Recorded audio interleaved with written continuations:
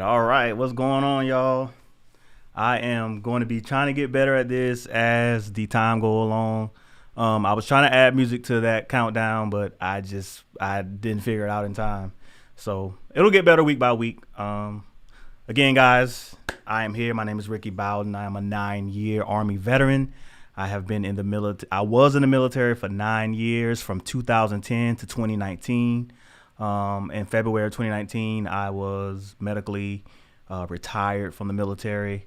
My last duty station was the Pentagon. So that's kind of my background. I have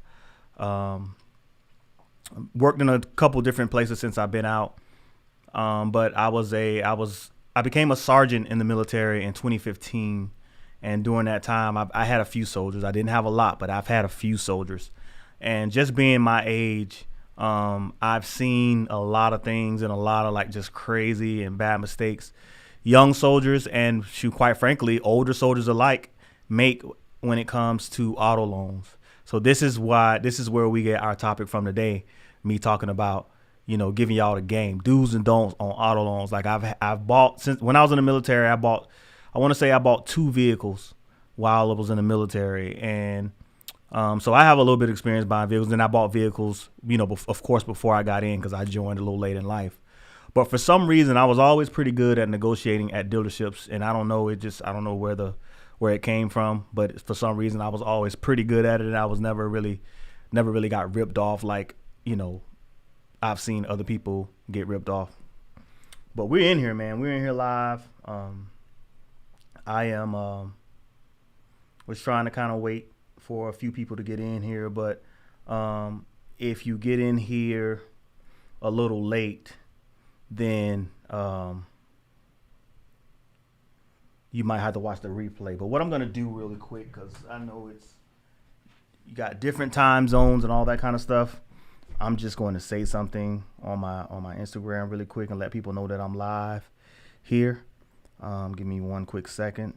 I did it earlier, but I didn't do it in time. I had to get the family dinner and all that good stuff, so I was kind of like a little bit behind my time.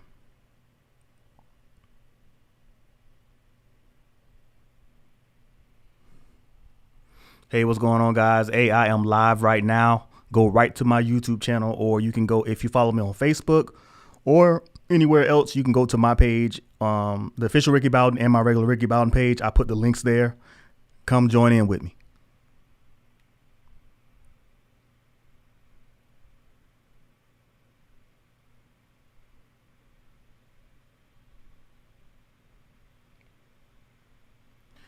All right. So first of all, I'm just gonna start this live. I was saying, hey, for you guys that are with me, I appreciate it. You guys that'll join in later, I appreciate you. Those of you watching the replay, I definitely appreciate you watching this. I'm trying to just kind of give back the knowledge, things that I've learned throughout the course of my military career, as well as just life in general. With me being out now, that's kind of where my channel kind of end up going, because I'm no longer in the military. So military-based stuff, there's still some relevant things that I can talk to, but some of the specifics as far as active duty, it has changed tremendously since I've last been in, even in 2019. So a lot of things have changed. I haven't been in basic training since 2010, so a whole bunch of things have changed. So I try not to go in those topics because it's totally different. I can talk about mindset and mentality and inspiration and all that stuff to get you through, but as far as actual specifics, I really can't speak to those now because I've been away from that for 9 years. So actually more than 9 years now, because it was 2021. So I'm coming up on my 11th year anniversary in April that I went to basic training. So that just tells you how long ago it's been since I've been there. So, throughout my career, especially once I got out of basic training and once I got out of AIT and things of that nature, getting to my first duty station. And that's when you start to kind of see people, they want vehicles, they want to get cars, and some people need them, some people want them. And you start to see things and see, people make these different transactions. When I came in the military, I already had vehicles. So we had, we only had one at the time. Never forget it, I had a 2004 Nissan Titan. It was red. And I had that when I came in. So I kind of had my vehicle, kind of had my car, kind of when I came in.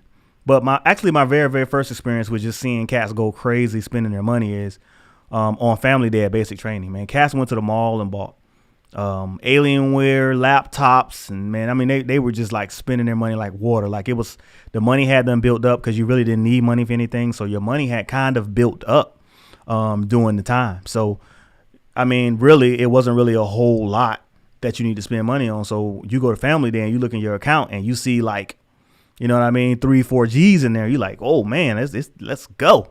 So, you know, a lot of cats spend a lot of money in crazy things. And the same in AIT. You know, you weren't even supposed to have a car, but people snuck off and got cars. Man, it was just crazy. Yeah, I've seen a lot of crazy things. But one thing that I always notice, no matter what post I go on, you'll go on a post and they have something called a lemon lot.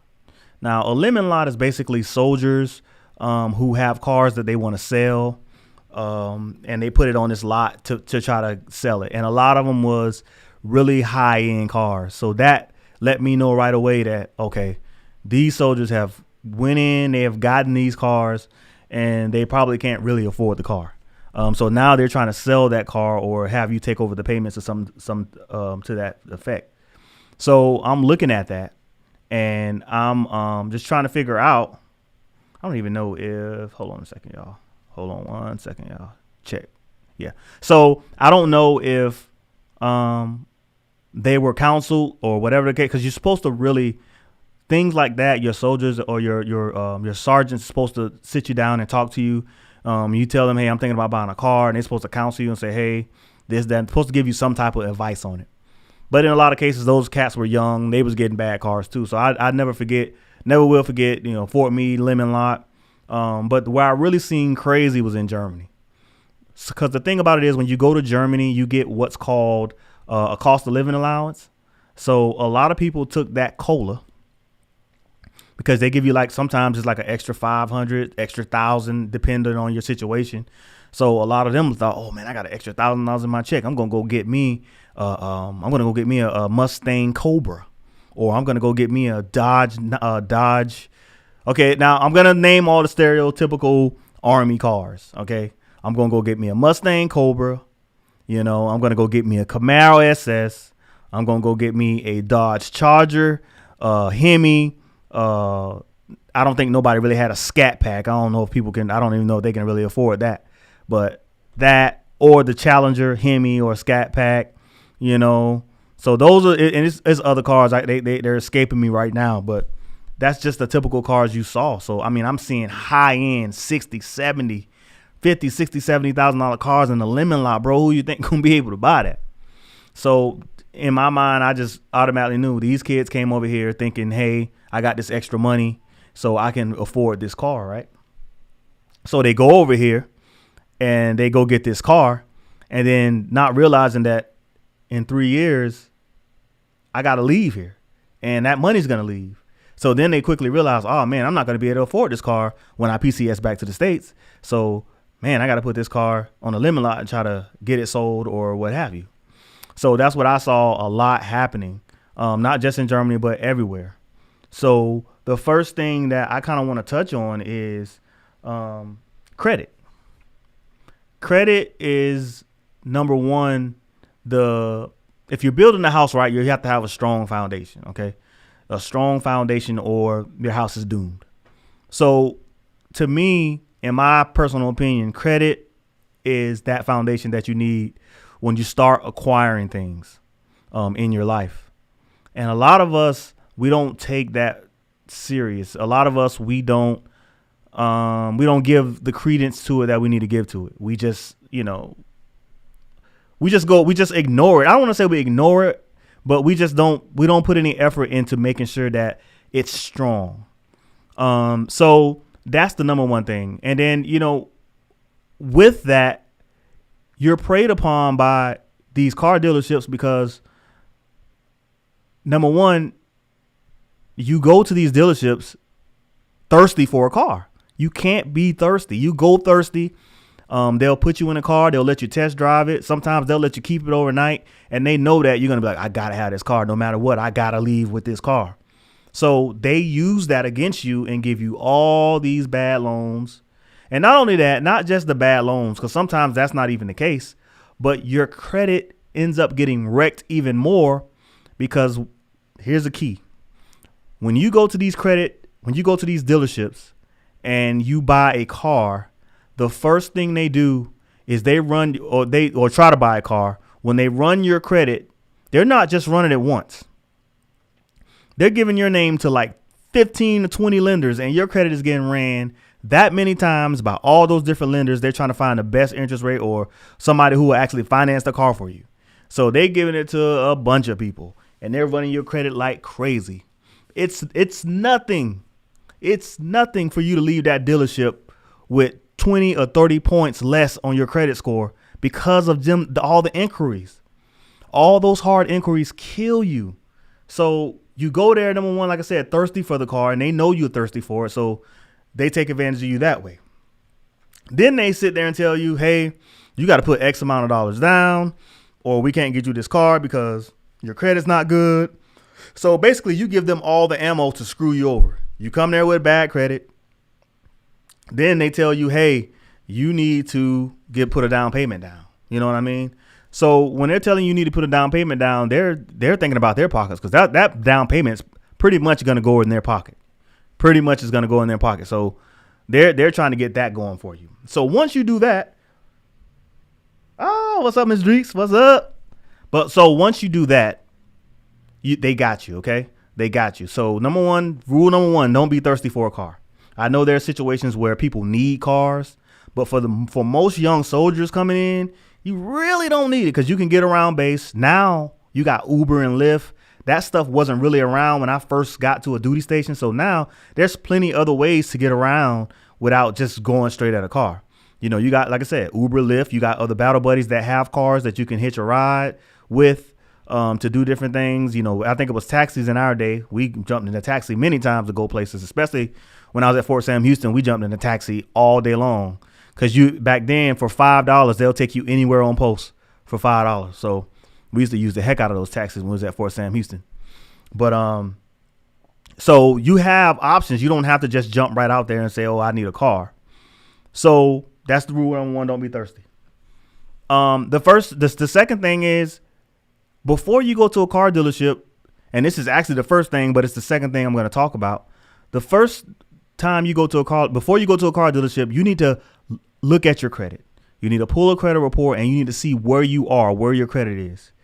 You know, if you're anywhere 650 and below, you need to try to figure out what you need to do to build your credit in order to get it to a place to where you can't be the prey for these dealerships. So what I mean by that is you need to look at your credit report. If there's things on there, you need to figure out how to get some of these items off of your credit report. Now, I'm going to give you some information, and I don't know if you have a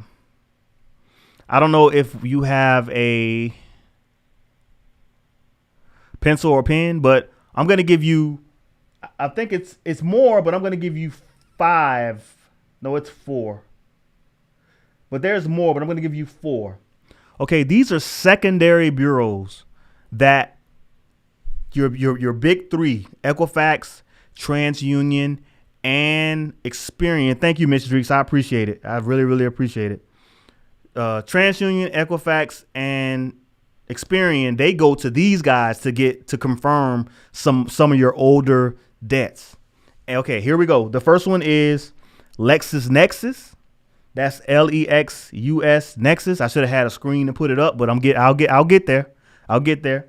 The next one is Sage Stream, and I'll put these down on the replay. I'll put these down in the comments and I'll put the website so you guys can go and opt out of these secondary bureaus.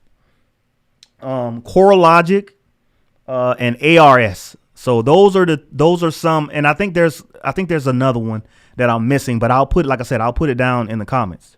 Now you might say, well, why am I opting out of these? What this does, especially somebody who has, who like me coming in the military, I had stuff on my credit. I wish I would have known this back then, but I didn't.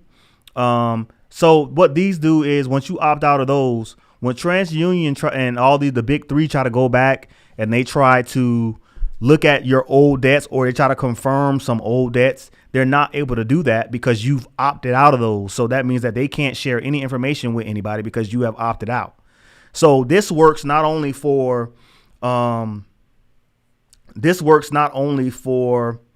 just cars, but let's say you had a criminal record or something like that, and you probably won't be in the military if you had one, but this is for somebody who's outside of the military. Let's say you try to get an apartment and they look up your background and there's the criminal record. If you opt out of these, I think it's CoreLogic is the one that they keep all that type of stuff. So if you opt out, that apartment complex can't see that criminal record. So these are things that we just didn't know. We didn't know these things. So those three are the 3 or 4. I think there may be 5 that you need to opt out of those. Okay. So once you opt out of these, then the next thing you need to do is clean up your credit report, your current credit report. Now, what do you mean by clean it up? What I mean by clean it up is, number 1, the first thing you should be doing is making sure you're going through your credit report with a fine tooth comb. On your personal information, there should only be one name, there should only be one address, and there should be only one employer. That's it. If you have several different, every address you ever lived at in your life and 6 or 7 aliases and 6 or 7 employers, you need to call Equifax, Experian, and TransUnion and tell them that you need to update information on your credit report. And you need to tell them, I only want this name, I only want this address, and I only want this employer. That's all that should be on all of your credit reports. I did that, I think I want to say a couple weeks ago. And I looked again and I see Experian has snuck some of those other addresses and stuff back on there. So I got to call them again and get it off. Because usually when they do that, they're trying to connect the dots. So basically, some of your debts are connected to old addresses. Some of your debts are connected to old employers. So that's how they use it to connect all the dots and validate older debts. But if you do not have those, if they can't get access to that stuff, then they have to, if that stuff shows up on your credit, they have to take it off if they can't verify it. That's just by law. They have to take that stuff off. So when you're putting that address on there, put an address that you don't have a lot of outstanding debt that's connected to it. Put a different address. Put your mom's address or put your auntie's or your uncle's or somebody's address that they can't track bills to. Then that'll take that off. Once you do that, never pay collections. Never pay collections. I had to pay collections when I first came in because I was trying to get my security clearance and everything had to be done, boom, like that. But if I know the information that I know now, I wouldn't have had to pay jack because I would have been able to dispute those. They would not have been able to validate them and they would have had to take them off of my credit. So I didn't know that back then. So I paid collections, but you don't have to. There's something called a 609 letter. It's called a 609 letter. You want to Google that and you can get templates all day long for that. And whatever debt you need to dispute, that's the letter you send into that company and get those things off your debt. Just that little bit of stuff I showed you alone. I'm not going to go deep in the actual credit repair part. I'm not going to go that deep in it, but just that little bit stuff, that little bit alone will have your score shoot up 10 to 15 to 20 points. Just that alone, getting rid of that little bit of stuff. So I'm gonna move to the next part. So we talked about the opt-outs. We talked about being thirsty. So here's the number one play that I wish I would have known when I got my cars. And I'm talking to all my young soldiers.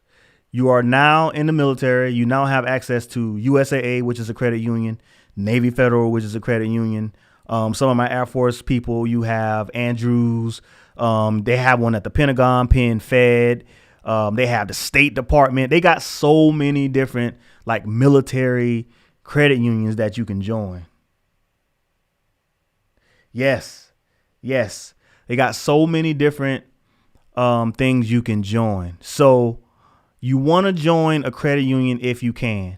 And if you're in the military, you can, period, point blank. If you're not in the military, if you have any relatives or any cousins or anybody that you know that is connected to the military or that's already a member of one of these credit unions, you can get in that way through them.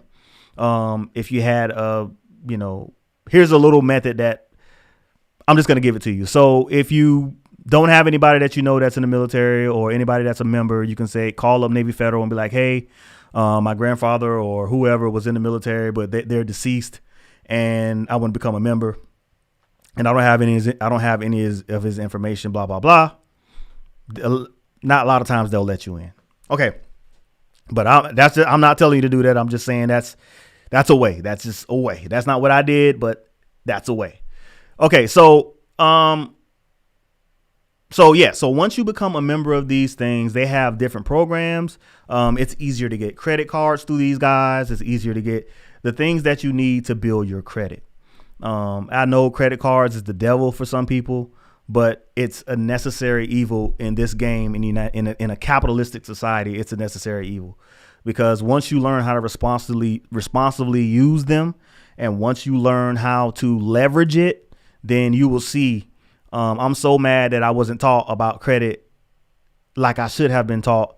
But then when I thought about it, it was new for my mom and dad when it came out because it's not been around that long. Credit scores has only been around since the 90s. So they haven't been around that long. So I couldn't really expect them to know this. But I'm giving you the game. Like, you need to learn. I'm not going to go deep into credit because I can go down a wormhole with credit. There's so much stuff that you can do and so much stuff I've learned. But I brought up the credit unions to say this is that they're going to have the best rates. And I just bought a car last year in August. I bought a 2020 Chevy Silverado and I have a 2% APR. 2% APR. My credit wasn't like off the charts or nothing like that. It was good, but it wasn't like crazy. And I got a 2% APR. And if Bank of America's not giving you that. None of those mainstream banks, you're not getting 2% unless you got a 760, 730 or something like that. They're not giving you 2%. I got 2% and I had a sub 700 credit score. I think I had like a 697 or something like that. I mean, it's still almost 700, but you get the drift. So once I went there, I went on their site, I applied and I said, look, I'm looking for a loan and this is how much I want. Literally, it took 5 seconds.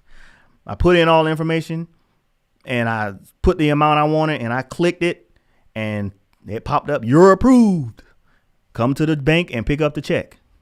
Now, this is where the power lies when you go to a dealership.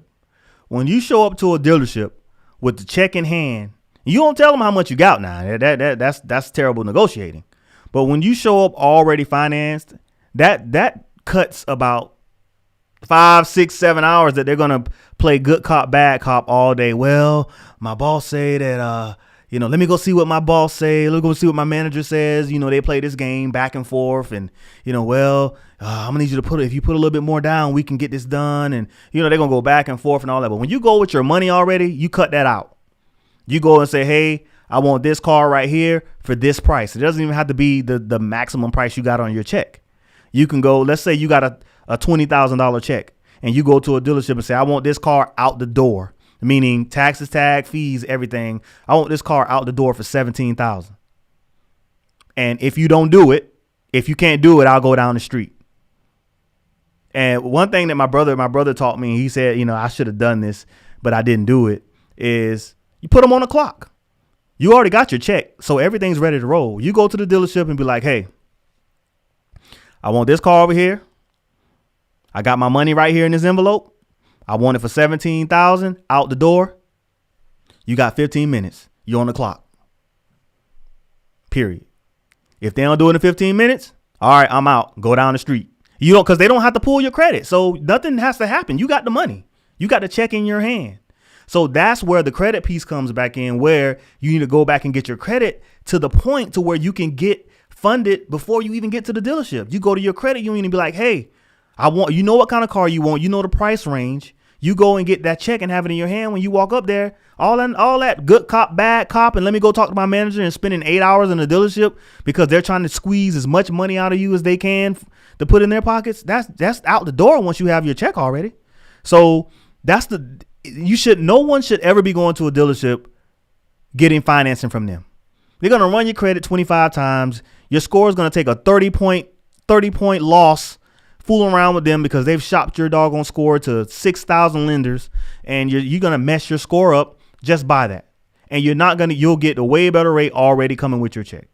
Unless they can beat 2%, it was no way that they was going to do it, because the dude tried to talk me into it. He was like, hey, I probably can beat, what you got there. And I was like, okay, because see, you don't have to spend a check. If you don't use it in a certain amount of time, it's just void or whatever, and then it goes back to the bank, and then you don't use it. So he was like, what's your percent? What percentage did they give you? I said 2%. He was like, oh no, I can't beat that. I know you couldn't. I knew that he couldn't beat it, so I wasn't really worried about it. So again, go to your join a credit union. Number one, build out your credit. Make sure that it's good. Don't be thirsty. Be patient. Build your credit to a decent score. You want to try to aim for the 7s or high 6s so you can get a decent loan. Once you do that, then you go to the dealership and you be like, hey, this is the car I want. This is what I'm willing to pay for it. Get it done in 15, 20 minutes or I'm out the door. Don't even play with them. So, they try to do that with me with mine, and I already had my money. So I know I had the upper hand, and it just feels so much better when you know what you're doing. Like, I'm thinking about all these times I went and bought cars and had no freaking clue. Usually at the dealership for 8 hours, and they're going back and forth and, this, that, and the third. And, you just get tired. You like, dang, I've been here all day trying to get this car. And you end up, I think they try to use the fatigue game against you. Like, hey, he's been here so long. Let's just tire him out to where he just say, okay, whatever. Let's just get this done. And then that's how they get you. But you put the power back in your hands when you walk up in there and you already got your check. So build your credit out, man. I know it's very tempting. You're making, the young soldiers, you're making some money, some consistent money, probably for the first time, some really decent money.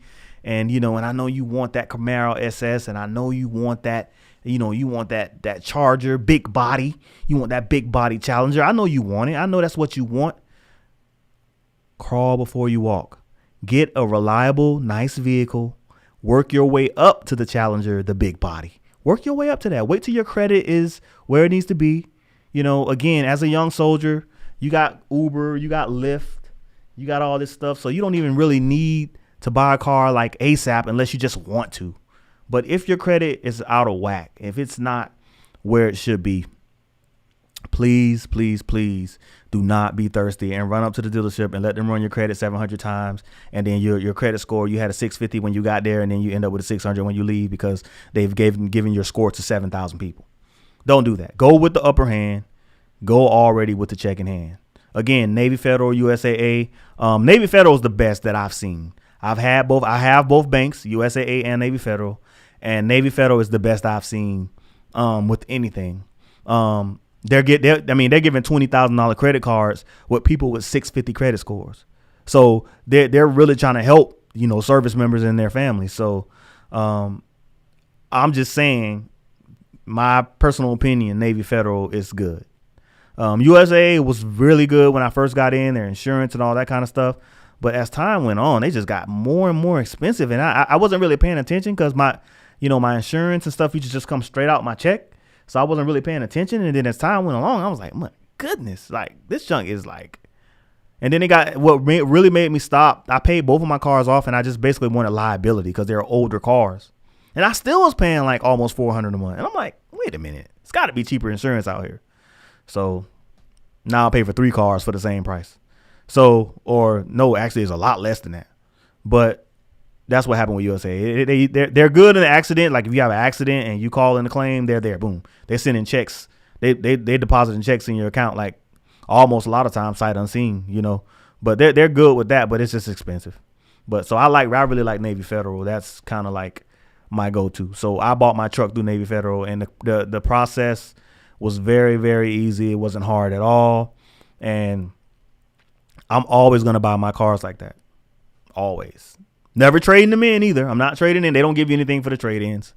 All this crap about how much money they give you for trade-ins, all that is just stuff they put on paperwork and to make you think you're getting something for your car, but you're really not getting anything. You'll be better off selling that car yourself.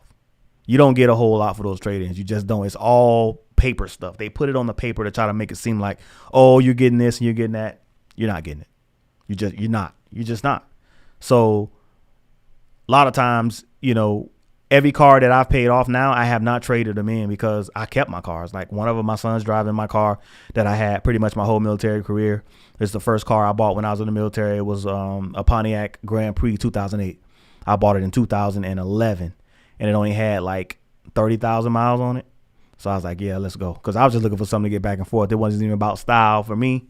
I just wanted something to get myself back and forth. It's a decent looking car. It's not. It was terrible, but it wasn't. That particular car wasn't about style for me. And then we had the 04 Nissan Titan, which was a gas guzzler. Ooh, gosh.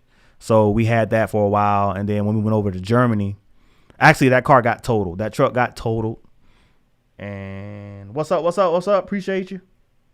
That car got totaled, and then we just had my car, and then my wife bought her truck. Then we bought her truck, and then we took that to Germany. But anyway, for those of you who are just getting on, we're talking about auto long talk, as you can see in the thumbnail. But I'm just gonna do a quick recap. We talked about the foundation, and that's credit. Of course, your credit is everything as you start to begin to acquire things. Then we also talked about not being thirsty. That means showing up to the dealership thirsty for a car, and they take advantage of that. Because a lot of times when you have not properly checked your credit to make sure that you're in a good spot to go and shop for a car, they used all that against you to get more money out of you. So not going to the dealership thirsty is key. The key thing is, cleaning your credit. We talked about that as well.